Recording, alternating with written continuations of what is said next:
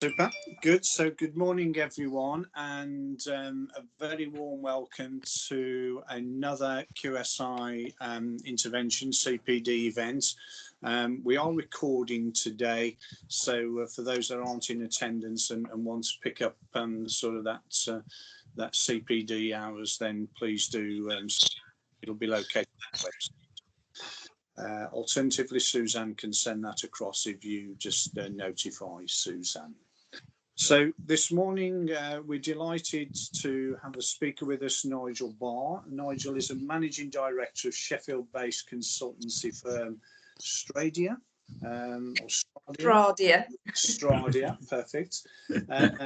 He has over 30 years experience working as a chartered quantity surveyor in both professional practice and contracting organisations and as a consultant. He's provided advice and practical contract support guidance to many public and private sector organisations in the use of NEC4 on a wide range of projects and services, including housing, health, commercial, roads, rail, bridge works, pipe works and utilities. With over 25 years practical experience of the NEC4 and extended knowledge of contract law, enables Nigel to advise clients on the practical implications of using the contract and how to maximise the benefits it's capable of providing for clients, contractors and specialist subcontractors. Nigel was instrumental in the implementation of NEC ECC option C on all procured 21 projects in the health service, which we all know and have used. Nigel has particular expertise in the design, development and implementation of open book systems that work effectively as required by the NEC3 EEC options C and D. Nigel is a trainer and consultant for Thomas Telford and regularly delivers their NEC ECC accredited project management training. Nigel is also a facilitator of partnering workshops, value management, value engineering and risk management and workshops. And we hope later on Nigel becoming a QSI member. So what a wonderful portfolio there, Nigel. Delighted you're here. We're all excited with lots of people booked on to today and very much look forward to hearing your wise words. So if I could hand over to Nigel, Suzanne will pick up questionings in the chat box if you've got them as we go along. And then at the close, Suzanne will close the event. Thank you very much for joining us, Nigel, and ready when you are. Okay, well, thank you very much, Paul. So as Paul said, my name is Nigel Barr and welcome to this short session on making sense of compensation events. I'm going to be referencing NEC4, although some of you may be more familiar with NEC3. So if you do have any questions regarding differences, then do shout out. Okay, so we're going to concentrate on compensation events and in particular how they work in practice and how they relate to other sections within the contract. So what exactly is a compensation event? Well, compensation events are events which trigger additional payment and or additional time for the NEC contract. So just going to mute a mic.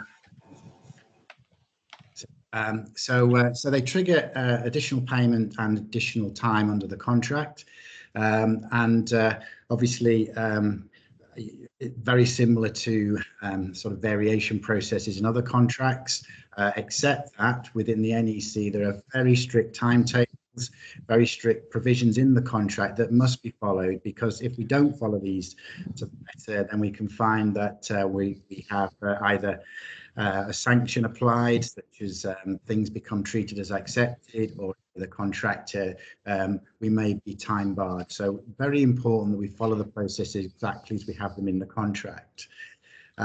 So what triggers a compensation event then? Anything which certainly is not the contractor's fault, anything which is identified in the contract as a compensation event, which is likely to affect prices, key dates or completion date.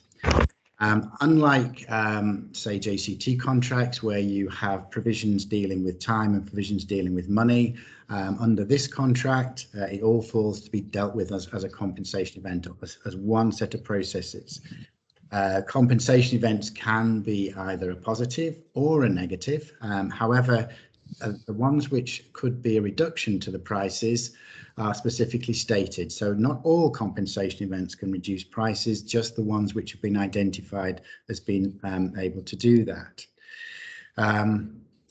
So I mentioned the timescales. It's important that we follow those, and I'm going to be going into some detail on that later in the presentation.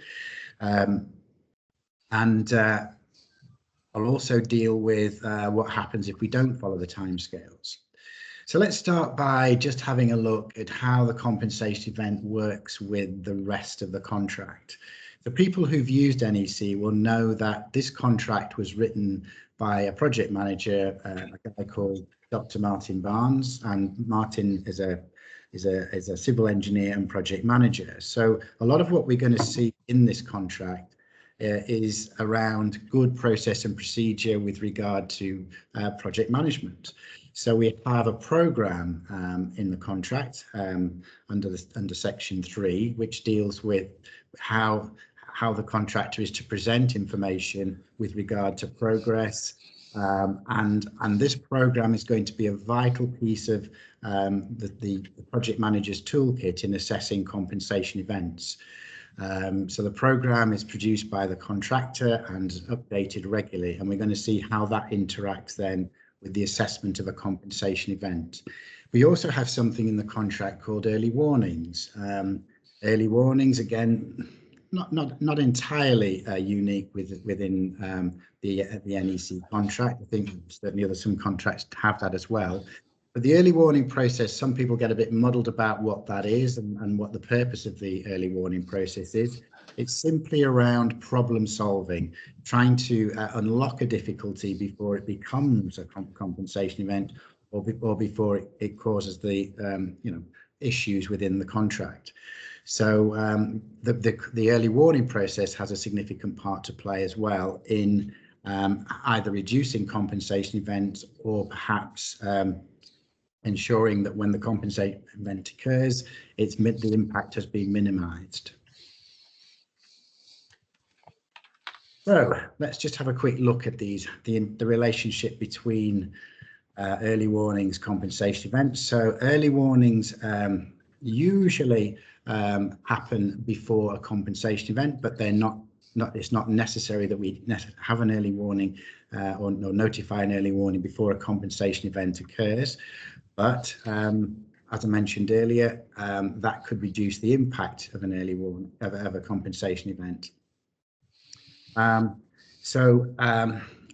The early warnings may result before the project manager formally issues instructions to change the scope, which could then lead to a compensation event.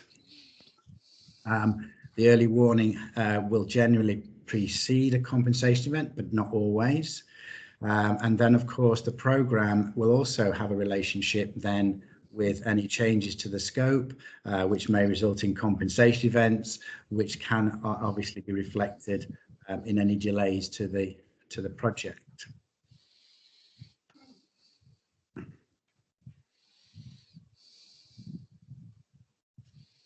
So, what is the impact of not giving an early warning under the contract? Well, the contract has strict provisions with regard to the relationship between early warnings and compensation events. And what the contract says is that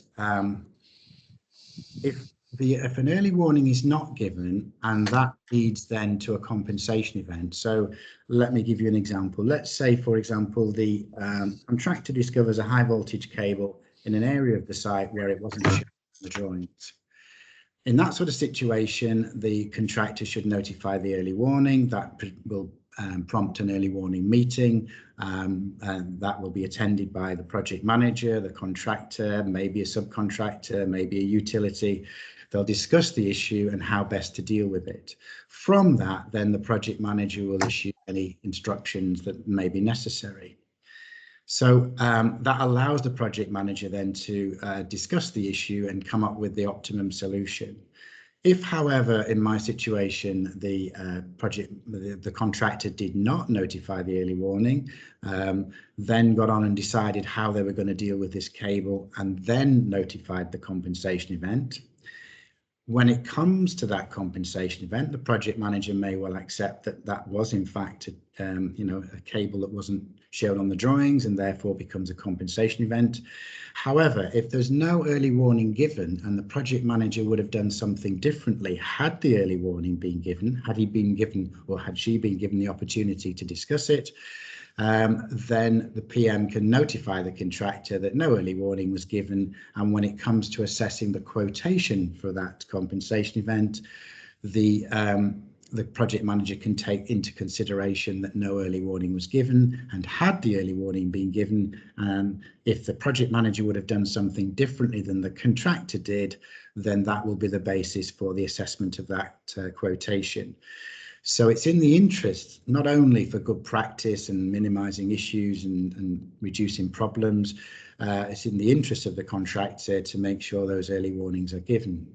Now, that can mean that contractors think, well, we need to notify early warnings at every twist and turn. Not so. There has to be discretion about when it's sensible to notify an early warning, when it's worthwhile having that meeting to discuss the issue, to reduce the impact of any compensation events. So what about the programme then? Well, the programme has a big part to play in this too. So I mentioned earlier, the programme plays a key role in this contract. Unlike, say, JCT contracts, this is going to be a central tool for both the project manager and the contractor. The programme is a living document. It has to be kept up to date, and there are certain requirements in the contract that must be shown on the programme at all times. So without the programme, if no programme is available, if the contractor has not submitted programmes regularly or there's been a breakdown in process, then it's going to make the job of assessing any compensation events extremely difficult.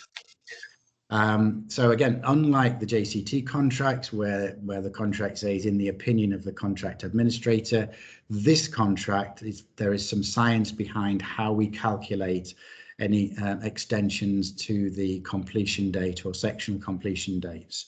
So the programme has, as I say, a specification, you could call it, in the contract. It has to show things like starting date, access dates, and you'll see some words are written in italics, and I'm sure people who are conversant with the NEC will know that that means information has to be provided in contract data. So we need to know what those access dates are. But I'm going to just highlight one item on there, or maybe two: planned completion.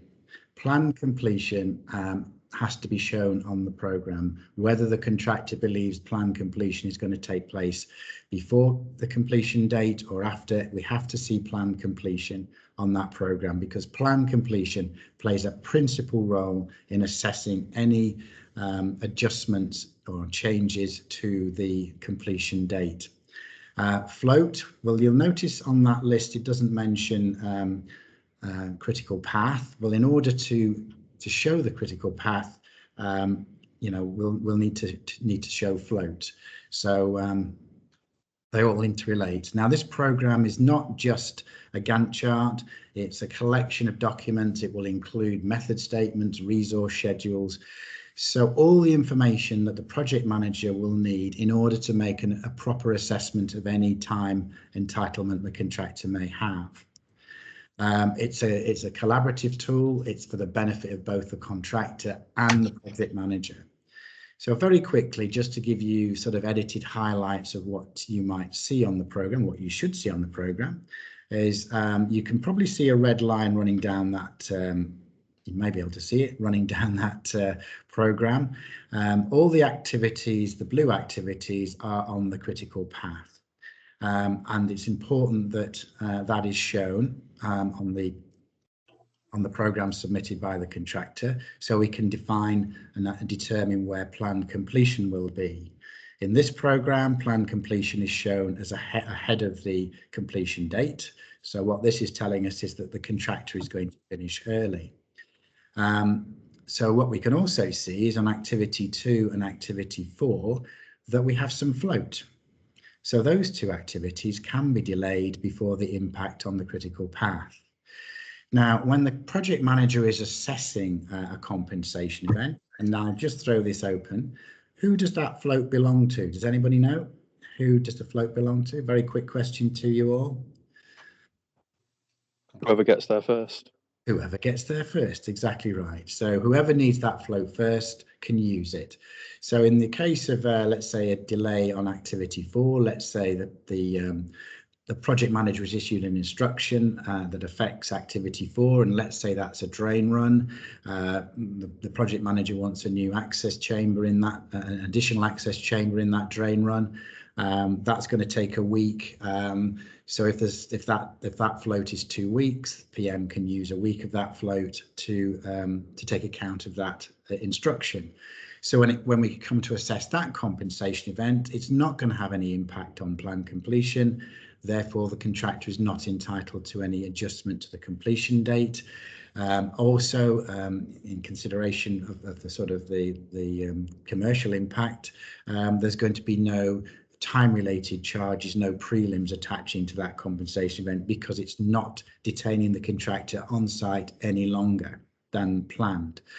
So what does that mean then? So that means that the compensation event itself will simply be the cost of constructing that new access chamber. However, to the comment that was made earlier, that if that float has gone, so when the latest program is submitted to the project manager for acceptance, there's no float left on that activity. It's exactly the same piece of work. When that occurs, if the instruction is given, then this time, if there's no float left, then it will impact on planned completion, and therefore the contractor will then be entitled to adjustment to the completion date. Under clause 63(5) of the contract, wherever planned completion is impacted by a compensation event, it will move the completion date by the same amount of time. So we know that from the contract, and it's quite different, therefore, than say JCT contracts where we might be looking at the impact on the completion date. In this contract, we're looking at the impact on planned completion. Now, obviously, planned completion could be before or after the completion date, but the same principle applies. If planned completion is beyond the completion date and a compensation event occurs on the critical path, then it pushes planned completion out further and it will drag the completion date with it. So these principles are critical when assessing compensation events. The other piece to bear in mind, which is also linked to that, is that if there is any terminal float, that's float at the end of the program, then that belongs to the contractor. We cannot use that as the client or project manager. And of course, if it's negative terminal float, then again, that belongs to the contractor too.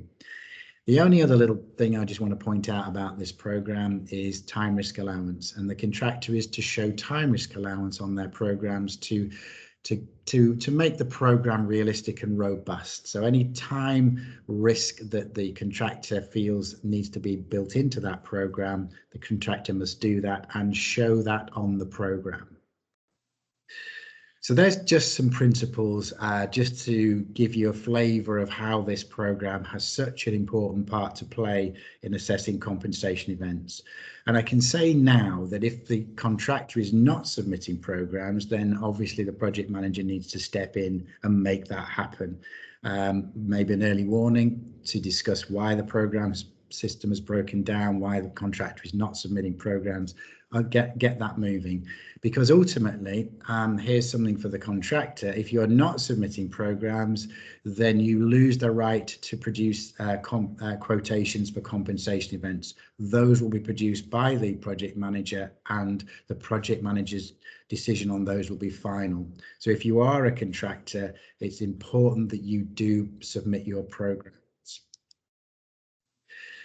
Okay, so how is the cost of a compensation event assessed? We've talked about the time implications, and that links into the cost. Unlike JCT contracts where we go and find an appropriate rate or price in the price documents, in this contract, under whichever option you choose, whether it's option A, B, C, D, whatever option you choose, the basis, the default position is defined cost. So we don't try and find a rate in the pricing documents, which might be an activity schedule or bill of quantities. What we do is we base that quotation on defined cost. And what do we mean by defined cost? Well, essentially, it's going to be what it costs the contractor. There are some sort of caveats to that, and the definition is to be found in either the schedule of cost components or the short schedule of cost components, depending on which option you are using. If it's option C, D, and E, then we're talking about the schedule of cost components. If it's the short schedule, if it's option A or B, it's the short schedule of cost components. So, and the reason that there's a difference is because the short schedule is only used for A and B, whereas the full schedule and A and B, bear in mind, are just for compensation events. But with the full schedule, that's all the work the contractor does is paid for at defined cost. But nevertheless, coming back to compensation events, you have to make sure you're using the right schedule, otherwise you're going to find yourself in a tangle. So very quickly, one of the big differences between the two schedules is with option A and B, what you're going to find is the contractor will have priced people rates in their tender, which is contract data part 2. So it'll comprise a number of people rates, and it'll comprise a plant price list, which might be seeker price list. So under the short schedule, it's basically the rates that the contractor has provided as part of contract data part 2. With the full schedule, which applies to C, D, and E, we are talking about actual salaries, actual bonuses paid, company car costs. We're talking about higher rates for equipment, all of that kind of thing. So it's more like actual costs with C, D, and E. But you've got to apply the right schedule when we're talking about assessing compensation events. Okay, so if we are using material prices, or we are using, let's say, subcontract packages in connection with a compensation event, then those prices have to be at open market or competitively tendered prices. So if the contractor is using ready-mix concrete on a compensation event, or they're using timber or whatever it might be, then those material prices have to be competitive. And it's really the job of the project manager to ensure that the project manager is comfortable that that has happened. And also, and perhaps not so significantly, but any discounts or rebates that the contractor has got, so annual rebates, discounts, anything that sort, also has to be reflected in the prices that are incorporated into the compensation event. And what you'll find is when you look into the schedule of cost components, or the shorter schedule, you won't find everything that you're looking for. So certain things like insurance premiums, for example, will not be and are not in the schedules. So those are treated as being within the fee. So that nothing can fall between the gap, the fee being the overhead, if you like, the overhead and profit percentage, effectively. So it's either in the schedules when you're pricing your quotations for compensation events. If it's not in the schedule, it's treated as being in the fee. So there can be no argument about saying, well, I can't find it in the schedule. Where do I put it? If it's not in the schedule, it's in the fee. So within the schedules, we have 8 cost components, and when we're pricing compensation events, of course, we could have a blend of any of these components within our quotation.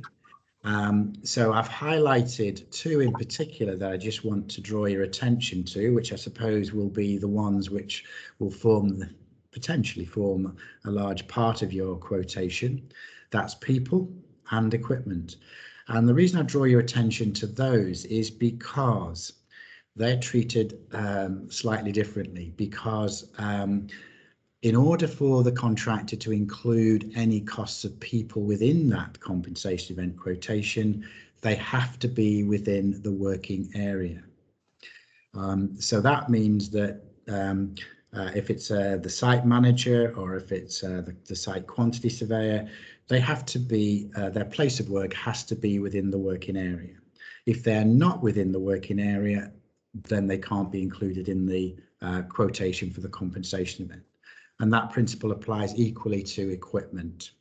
Now, clearly equipment, it's unlikely that the contractor will be wanting to include equipment, which we might commonly know as plant, but unlikely to want to include some equipment costs if they're not within the working area.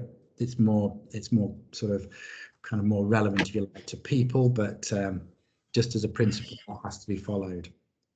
Now, it can be that those working areas can be extended by the contractor if they have perhaps later, turns out that there is a member of the contractor's team that is now engaged on this project but is not based within the working area. So the contractor can seek to extend the working area to the place where this person or these people are based. A little bit tricky though when it comes to people in head office. Contractors do like to extend the working area to include their regional or head office. That's not strictly allowed under this contract. It has to be, that place of work has to be for the use of only this contract. But the way I view that is if you've got a planner working in head office and you want to include that planner in your compensation event quotation, you could seek to extend the working area simply to that planner's desk or that planner's office. So it does fit with the contract in that place of work is only for the use of this contract. Chat out if you've got any questions, guys. So let's have a look at what the circumstances are that entitle the contractor to a compensation event. And under section 6 of the contract, there are 21 different compensation events identified, and these are all the core clause compensation events. So these apply to whichever option you have. You might have an option A or an option B, or whichever option you have, these compensation events will apply. And what I've also done in this little slide is I've tagged who has to notify these compensation events. And we'll come on to the sort of notification procedure shortly, but just at this point, just to let you know who has to notify the compensation event. So I'm going to go through these quite quickly, but shout out if you want me to develop any of these in a bit more detail. So wherever the project manager issues an instruction to change the scope. Yes, Suzanne. We have a question which I think relates to what you've just been talking about. So before we move on, would you like me to just read it? Yeah, please, Suzanne. Yeah. Would extending the working area apply if someone is working from home due to COVID, for example? Very topical. Very good question. Thank you for that. Well, if that person's place of work is actually within the working area, but for convenience and for the reason of the pandemic, they're working from home, then that's fine. They're still within the working area. So we wouldn't need to extend the working area to their home. Thank you. As long as we can identify that their place of work is within the working area, that's absolutely fine. Coming back to the compensation event, so an instruction to change the scope would result in a compensation event. They all result in compensation events. That has to be notified by the PM. The only exception to that is if it's a change to the contractor's scope, which is the contractor's proposals, you could say. If the instruction is necessary to change the contractor's scope to align with the client's scope, then that isn't a compensation event. So it's really only a change to the client scope we're talking about here. So prevention of access to site by either the access date stated in contract data part 1 or the access date on the accepted program. The client providing something, if the client doesn't provide something which essentially they should have provided in line with the accepted program, then again that is a compensation event. If the PM issues an instruction to stop or not start work, and of course this one was commonly used and still is being used during the pandemic, so project managers who wish the contractor to stop work due to the pandemic, if instructions are given under this particular clause, that will lead to a compensation event. And of course, if we change the working conditions, the working times. So one of the things that is quite different than the JCT contract is that in the scope, there will be working hours, there will be any other working conditions. If those are changed by the project manager, then that becomes a compensation event. Replying to communications. So again, just to highlight, this contract is written by a project manager. So nothing should sit around. Everything should be moving reasonably quickly.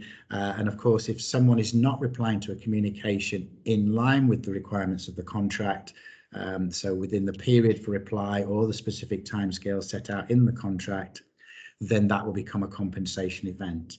And it's critical around things like where the contractor submitted designs for acceptance, and under section 2 of the contract, the project manager has 2 weeks to reply. Failure to reply means that the contractor can't carry on and construct those designs. Therefore, that's going to result in delays and a compensation event.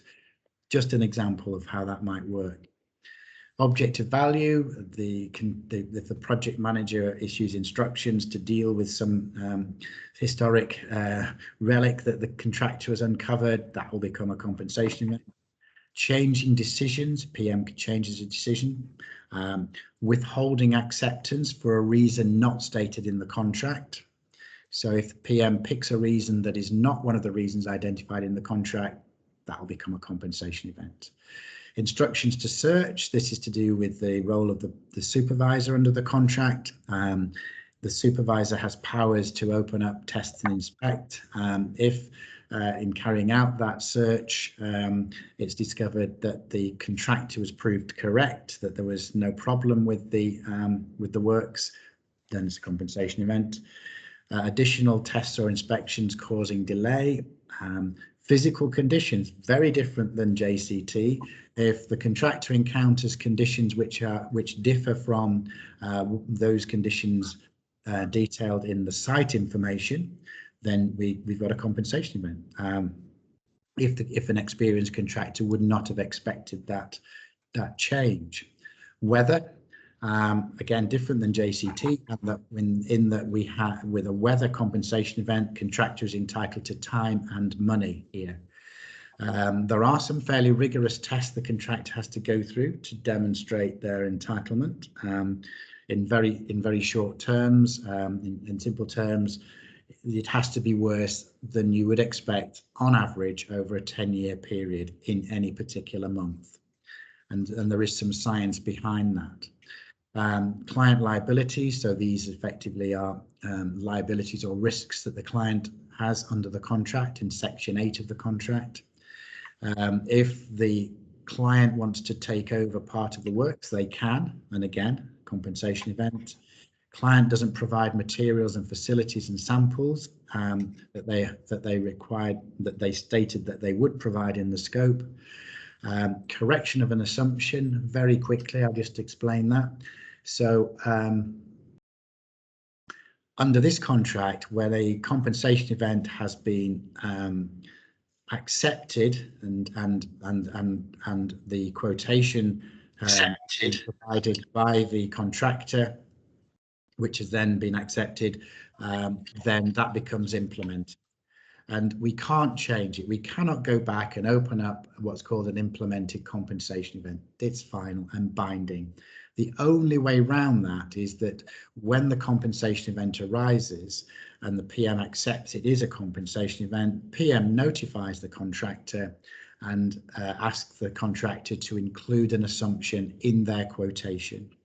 So if that assumption turns out to be incorrect, then we can have another compensation event to correct it. So very simply, let's say the compensation event which involves working in an area of the site where there's been no excavation carried out in that area before. We're not sure whether that material can be reused or whether it has to go to tip. So when the contractor prices it, we don't know what we're going to do with that material. So the contractor may be instructed by the PM to make an assumption that that material can be reused. If it turns out later it can't, then we have another compensation event to place the difference. Unforeseen events, that's really prevention under this contract. So that's where COVID would normally sit if the contract was awarded before March 20. And this is new in NEC4, a quotation that is not accepted where the contractor has been asked to provide this quotation for a proposed instruction. So if the PM instructs the contractor to provide a quotation for something which doesn't go ahead, then the contractor is entitled to be paid for the time that they've taken in putting that quotation together. And again, you can see down the right hand side who has to notify those. And lastly, which again is new in NEC4, is that there is the ability to add in additional compensation events in contract data part 1. So let's just have a look now at the process. So what we've seen so far is we've seen the connection between early warnings and compensation events. We've seen the connection between the program and compensation events. We've identified the compensation events in the contract. Now, there are other compensation events I should just point out. So there are specific ones that apply to option B and D, which is the bill of quantities, and there are others in the secondary options, depending which ones apply. So when any of those compensation events occur and either the contractor or the project manager consider them to be a compensation event, that results in a notification. And I've already highlighted certain ones are notified by the PM, certain ones need to be notified by the contractor. That then leads into a process of providing a quotation, assessment by the project manager, and implementation. So 4 steps, if you like, under this process. So starting with notification, then the ones which are to be notified by the PM notifies. If the PM doesn't notify one of those, then the contractor can notify. So you can see if you go back to the slides previously, you'll be able to see which ones exactly the PM has to notify. At the same time, the PM also has to instruct the contractor to provide a quotation. So the sequence will be instruction to change the scope, notify compensation event, instruct a quotation. And contractors obviously must put any instructions, they must act on those instructions immediately. They can't wait until the quotation has been provided and see whether it's accepted or not. They have to get on with the work in any event. So all other compensation events have to be notified by the contractor where they're not identified as notified by the project manager. So wherever the contractor believes this to be a compensation event, they notify the PM. Now, this is the tricky bit for the contractors. They have to do that within 8 weeks of becoming aware of a compensation event. So just remember that the clock starts on when the contractor becomes aware of it, and if they leave it beyond the 8 weeks, they're time barred, and the project manager would be quite entitled to not accept that notification. Very quickly, a very interesting case.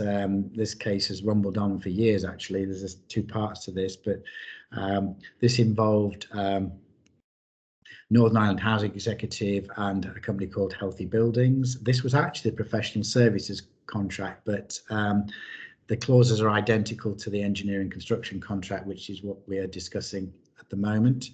Northern Ireland Housing Executive entered into a contract with Healthy Buildings to test its properties for asbestos.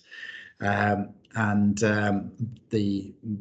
tender documents asked the contractors to decide on their own method of working. So this particular contractor said, we're going to test 2 or 3 rooms in each property, and that will tell us whether there's asbestos in the rest of the building.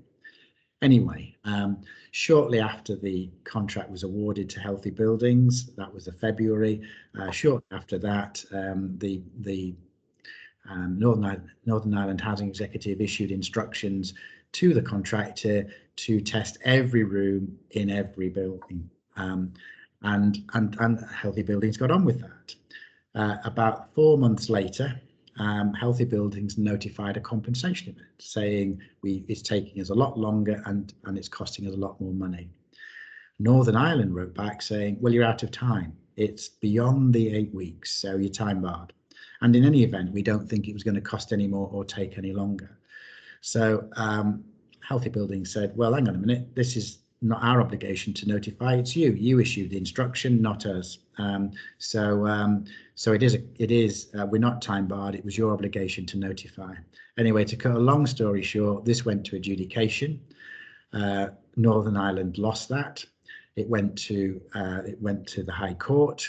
Northern Ireland lost that. It ended up in the Court of Appeal, and Northern Ireland lost that too. So wherever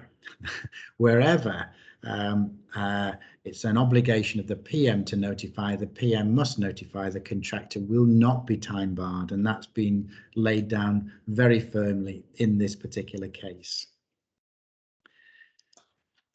So just moving on, the project manager is to decide when she receives the notification, whether it is a compensation event, and clearly if it's yes, that's fine. If no, then the project manager has to give reasons. And here are the reasons.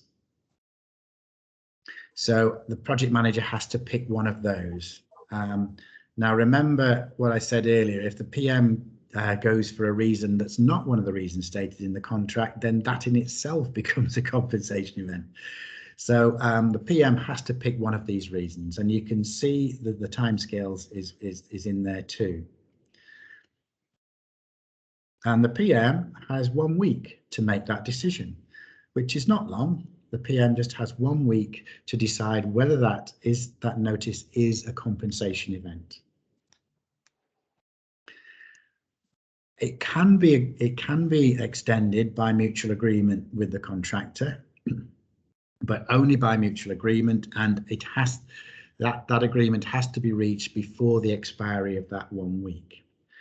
Now here we go, because this is now we're going to see what happens when the system or the process breaks down. So if the project manager does not reply within 1 week, PM doesn't have to accept the quotation, the notification. The PM simply has to reply. And if that is not done within 1 week, the contractor can notify the project manager that no reply has been received. And the project manager on that notification gets a further 2 weeks. And if the PM does nothing within the further 2 weeks, no reply, then that notification is treated as accepted. And it doesn't really matter how ridiculous it is. If the PM has done nothing, then under the contract, that becomes a compensation event. Whether or not it's one of the ones listed, it becomes one.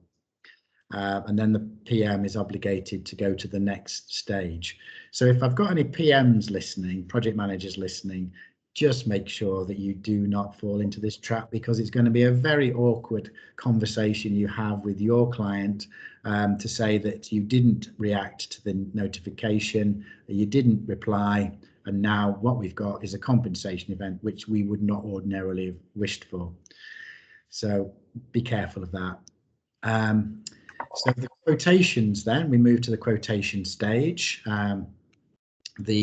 We've got past the notification. It either is a compensation event or it isn't, and clearly if it is, then the contractor will be asked to provide a quotation. In doing that, the project manager can instruct the contractor to provide alternative quotations. So we're thinking about using type 1 material, or we might use a concrete backfill. Give me a price for both of those, and then the PM can decide which quotation to accept. So obviously the contractor can also submit quotations based on their own proposed method of working too. Now we mentioned this, at this point here, this is where the project manager would notify the contractor that no early warning had been given. And that was going to be taken into account when assessing the quotation, which is what we referred to earlier in our conversation. The contractor then has 3 weeks to provide this quotation. So the clock starts once the PM has instructed the contractor to provide the quotation. And the contractor then could seek to get that 3 weeks extended by mutual agreement with the project manager. But if the project manager is not minded to allow that to be extended, then of course the contractor will have to provide a quotation within 3 weeks. Once the project manager has received that quotation, then the project manager has 2 weeks to reply to that. And again, the reply can be yes or no. And if it's no, we'll come on to what happens next. If the project manager does not do anything, again, similar to the notification, then the contractor can notify the PM that no reply has been received, and the clock starts on a further 2 weeks on that notification. So if I've got contractors listening, make sure that you follow this up. So if the PM has not come back to you, follow it up with a notification that no reply has been received. That will trigger the second 2 weeks, and because it's not until that notification is given that the second 2 weeks is triggered. Now, what we have as a practice is we have comprehensive trackers and templates that we use to make sure that these are not missed. So the date goes into the tracker, it tells you when the reply is due. That is really quite straightforward, and I'm sure some of you are used to using CMAR and other software packages. So it's useful to have something to make sure you do not miss these dates. Because as I said before, sorry, just go back one, if that 2 weeks is missed, then the quotation is treated as accepted.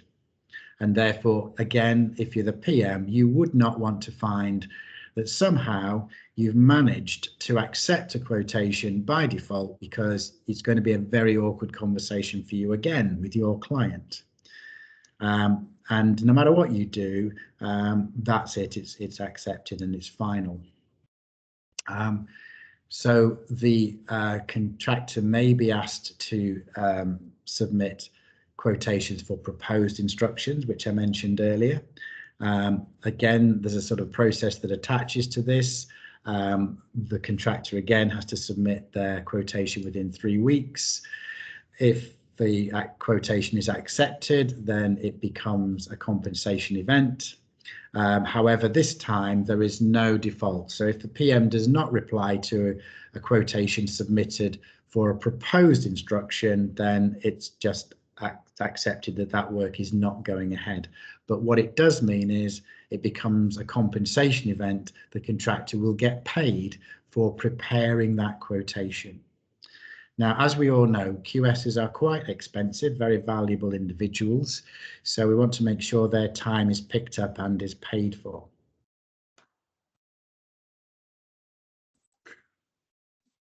No comment. Okay, so Compensation events, as we said before, are assessed using defined cost with the appropriate schedule of cost components. And any results then are results, any outcome, the quotation is treated as a change to the prices.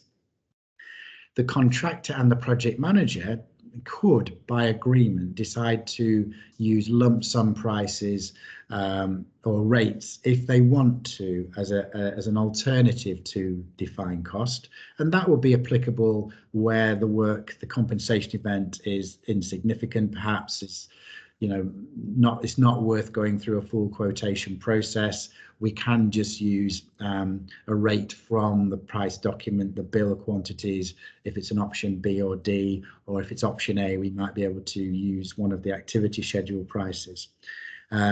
So just to save time, perhaps. And what I would say now, and this is something I've found over the years, because as in the introduction, I've been using this contract for, well, more or less since it first came out.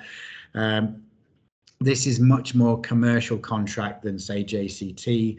QSs amongst us, you have to, be more commercial. We can't track down every last pound here. We've got to be more commercial. We're using our experience here to decide whether a quotation looks acceptable, is within the right ballpark, because we have time restrictions. We can't chase every last pound. It's got to be a much more commercial approach, in my view, than with JCT contracts. We don't have the luxury, like we do with the JCT contracts, of leaving final accounts for years and years. This is dealt with here and now, price agreed, and move on. So another concept which was always in NEC3 but has been clarified in NEC4, shall we say, is this dividing date. So the dividing date is the date upon which the instruction was given or the compensation event was notified, and that stops the clock. And this is the same with the programme as well as the commercial assessment. So that dividing date stops the clock. So any work completed up to that date will be on an actual time taken, materials used. Anything after that date will be a forecast. And when the contractor makes that assessment of that quotation, that's the principle the contractor must use. And when the PM receives that quotation, then the PM does exactly the same. The PM stands in the shoes of the contractor and looks at it from exactly the point of view, the same point of view. Anything completed up to that point is on an actual time taken. Anything after is forecast. So this prevents the PM coming at this later on and maybe a couple of weeks down the line saying, "Oh, I know there's more being done, let me go and measure that." And it's not that's not how it works. You have to use the same principles as the contractor in assessing that quotation. So once the quotation is received by the PM can either accept it, or the PM can instruct the contractor to provide a revised quotation. Now, if the PM elects to do that, then the PM has to provide reasons why a revised quotation is required. What was wrong with the one I've submitted? What do you want me to do with it? The other choices the PM has is to say that obviously no instruction will be given if it was for a proposed instruction, or the last option the PM has is that the PM can make his or her own assessment, and that's quite powerful. So if the PM is completely dissatisfied with the quotation provided by the contractor, the PM can simply notify the contractor that she will be making their own decision, and that's binding on the contractor. And that also happens where the contractor has not submitted programs that I mentioned earlier. So the PM, where there's no program, has the power to simply make their own decision anyway. So this whole process is driven by the contractor and the project manager working collaboratively. Now, what I always recommend, and I train project managers, to become accredited under the NEC scheme.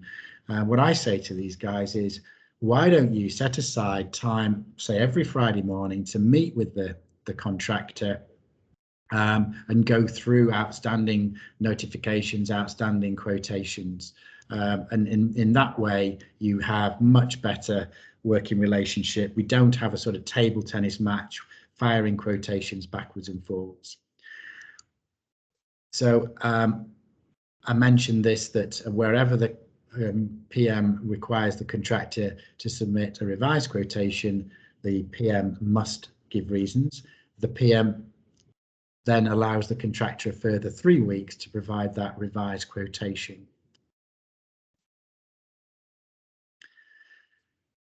If the PM is going to make their own assessment, then the PM has 3 weeks. So remember that if you are the PM and you decide to take on the challenge of preparing that quotation, you have 3 weeks in exactly the same way as the contractor did. And if the contractor had submitted a quotation which you have not, you've asked the contractor now or you've instructed the contractor that you are going to make your own assessment, if you don't do it within 3 weeks, then you're now time barred, and the contractor's quotation that was provided earlier becomes treated as accepted. So whichever way you go with this, you're going to find there is a time restrictions, and those time restrictions may result in sanctions if you do not follow them. And just to close with a couple of points, that because the compensation event quotation, once it's accepted, is final and binding, then the contractor must include in that quotation the effects of any risks that the contractor sees may occur. So, quick example, we're in June, or the back end of June. If we're carrying out a compensation event now, if we're pricing a quotation now for a compensation event, and let's say it's a 3-week compensation event, it's going to push completion from 15th of December to 15th of January. All the effects of moving that end date into January have to be included in the quotation that we're giving today for work carried out in June. We cannot go back in January and say, do you remember that compensation event we had in June? I've just realised I didn't put any Christmas period in there. I didn't allow for winter work in. I forgot all about that. It's tough. You will not be allowed to go back and open that compensation event quotation up. So once the PM has accepted it, it's fine. That becomes implemented and final. If the project manager hasn't replied, then the notification again, the quotation then becomes final and binding.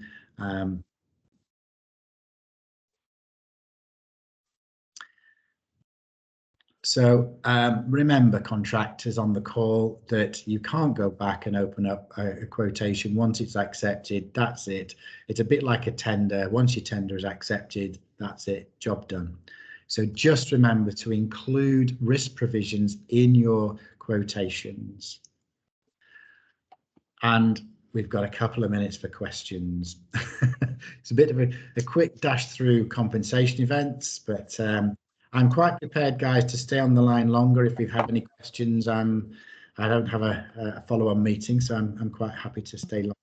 Anyway, Suzanne, yes. Yes, I do have one question here. It's just popped up.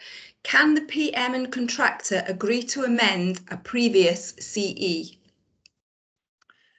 Well, I suppose if it's going to result in a dispute, then you would say yes, but not strictly under the contract. It's final and binding.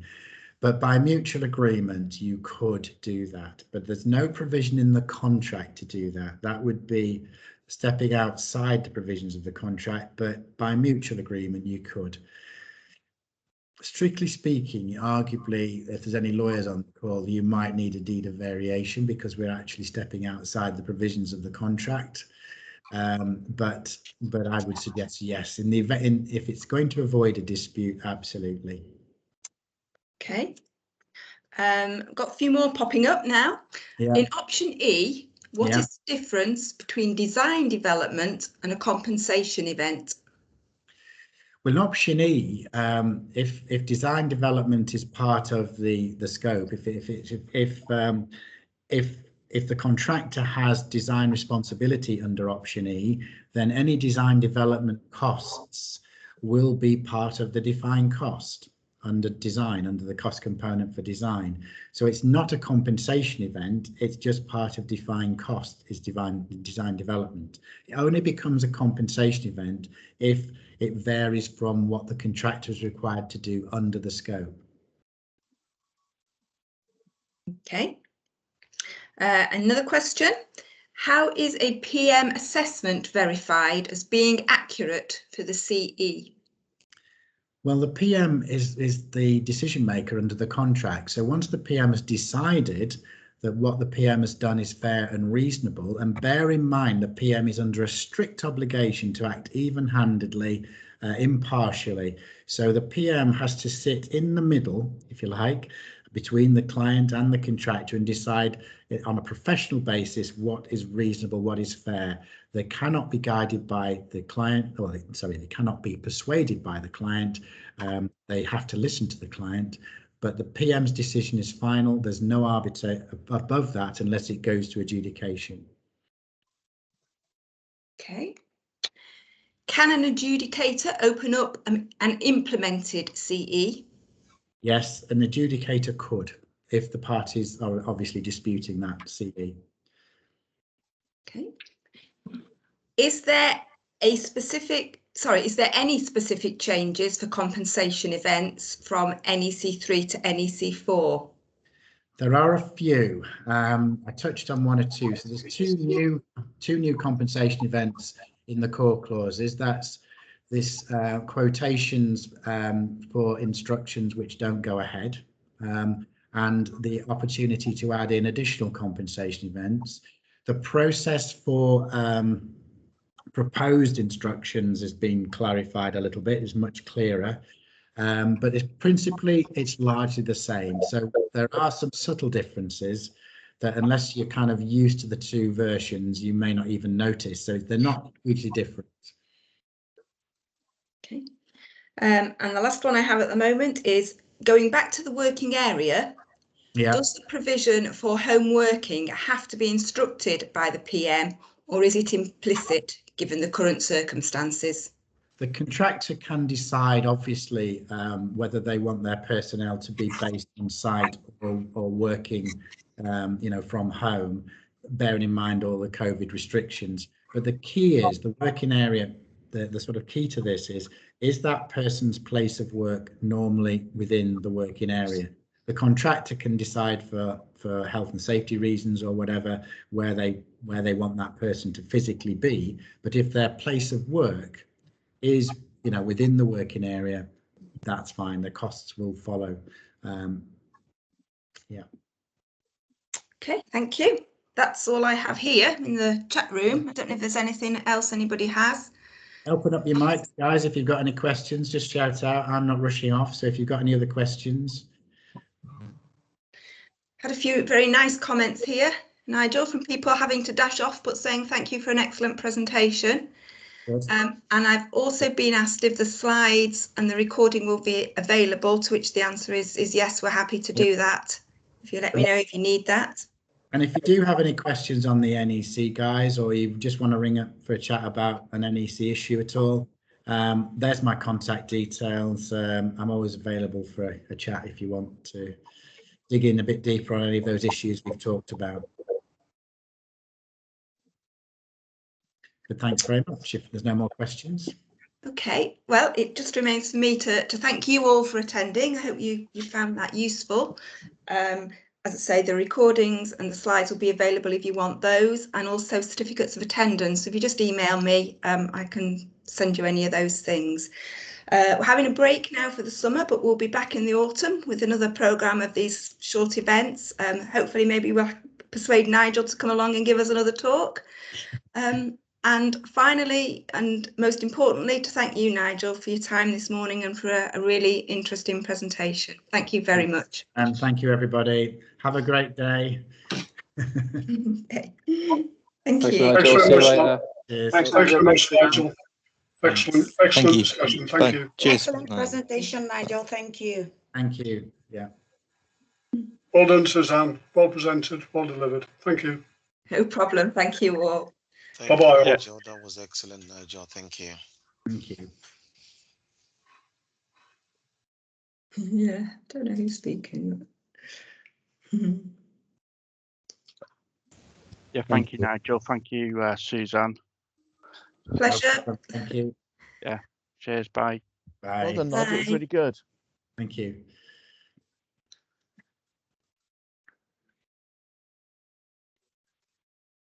How many times have you given that talk, Nigel? I just invented that one. Oh, right, okay. That's just a bit of pulling together different strands for an hour session. So I was kind of not sure exactly how long that would take. Oh, you were spot on. Absolutely spot on. Perfect. Well done. I do a lot of workshops on NEC, obviously, but it's unusual to do an hour slot because the problem is when you know too much, because how do you get all these messages across in such a short period of time, you know? Yeah, which ones do you miss? If you got that long a slot, it's often which bits do you miss out? Yeah, well, that's it. Yes, yeah. Whether you just go for a discrete issue and talk about that, or whether you try and cover a much broader range of areas. Yeah. Yeah. Well, tomorrow I'm talking from 9:15 till 5 o'clock. Yes. Yeah. Yeah. It's an all-day course. It takes a bit of doing that, does at the moment, but still. Well, I do these 4-day project manager accreditation courses. They're a bit of a marathon, 4 days. But you think, how do you manage to fill 4 days of NEC? But actually, it goes really quickly. Yeah. Yeah. Yeah. Yeah. Still. I'm afraid I have to fly, but thank you ever so much, Nigel. Nice to meet you and nice to see you. Yeah. Nice to see you. Yeah. Thanks ever so much. Take care. Cheers then. Bye-bye, Suzanne. Bye. Bye. Okay, Nigel. Yeah, good. Okay. Right, I'm going to shut down now. There's a few people still online. If any of you do have questions, I'm still here now because I'm about to close the meeting. No. Right. I think we're okay. Right, guys. Take care. Okay. Thanks, Nigel. Much appreciated. No Speak problem. to you soon. Bye. Bye.